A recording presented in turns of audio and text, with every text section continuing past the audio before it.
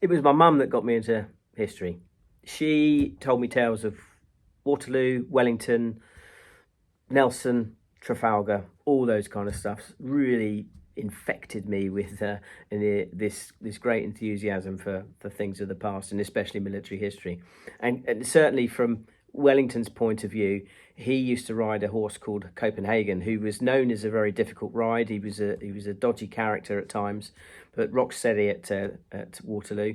And I remember going on a school trip to Stratfield Say once, and I was desperate to see his grave, and it is there, and I went and paid my respects to that wonderful horse.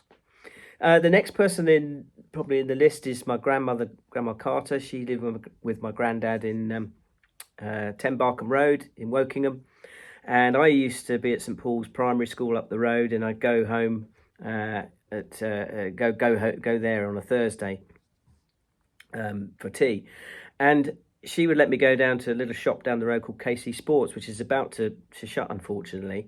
And old Mrs. Berry that used to run that, she used to tolerate me coming in and choosing a kit, and I'd then go home and make it. So those days we were all mad on Airfix kits, us boys.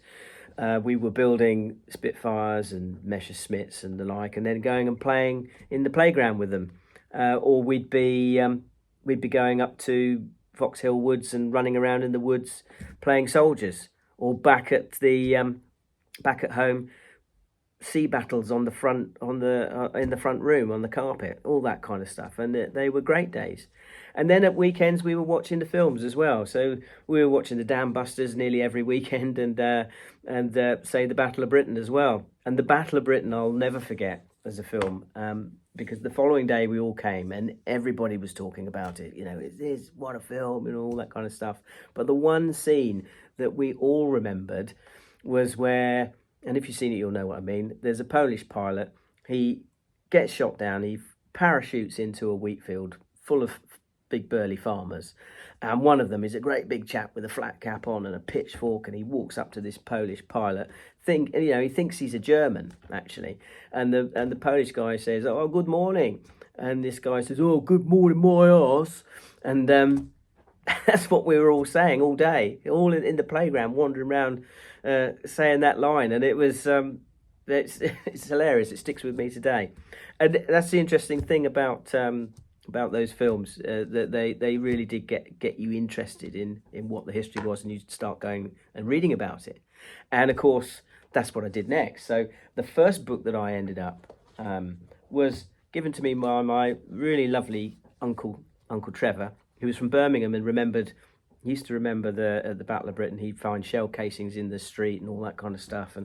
But he gave me this book, Fighter Aces of the RAF, which is about 2 pages on each of the aces from the RAF during the war, and I devoured that book in a few days.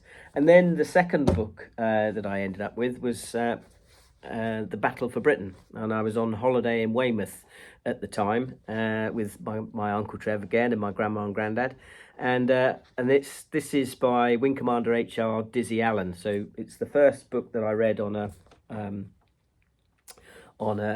veteran from World War II, and again I went through that like knife through butter, as they say. And even this book, it's even got, look at that, I've got 10-year-old boy writing his name, address, and my form number, 4M Mrs. McLeod. How's that?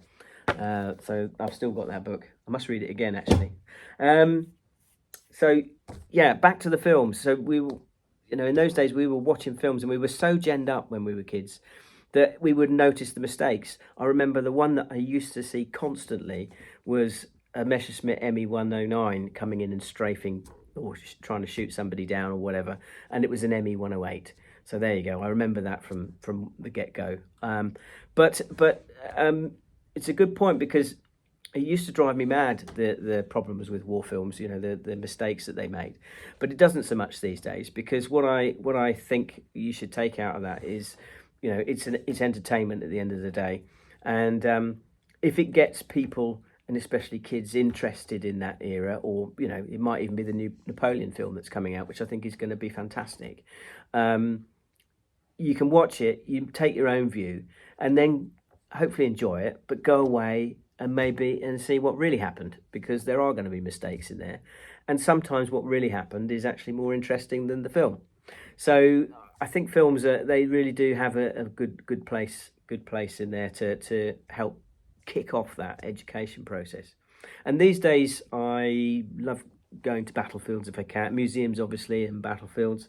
Um, I've done Waterloo 3 times with my great mate Harry Kelly. He's always a good egg to go with. He knows everything about Waterloo, and uh, 2 years ago we took our boys there, and we stayed in Hougoumont, which was an incredible place to begin a battlefield session of battlefield tours from. So that was pretty cool. I did Normandy this year with other two boys, and we did a few days doing the beaches, and then we worked our way inland and went to the Falaise Gap, and that was really cool as well.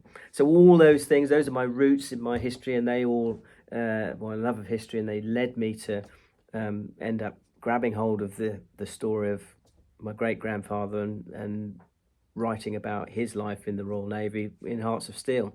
So that's my roots in history. I hope if you've got similar things, do write to me. Do let me know. I'd be very interested.